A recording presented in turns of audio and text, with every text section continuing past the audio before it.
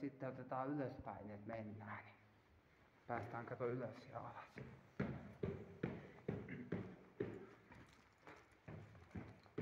Nyt ei pitäisi käteen täristä enää niin paljon.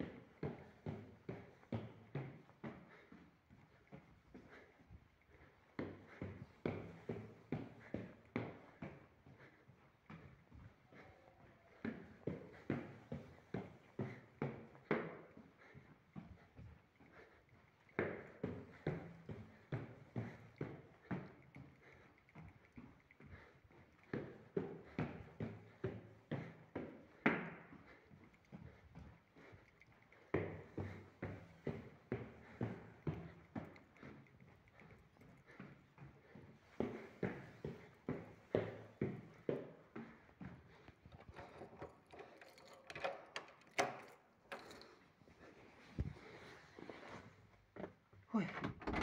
Näin se on nyt nähty, että pelkämäinen pääsee pelkäämättä alhaalta seiskaan ja seiskasta alas. Hui. Nyt voi tulla sitten remontinkin aikana tänne käymään ja ei tarvitse pelätä.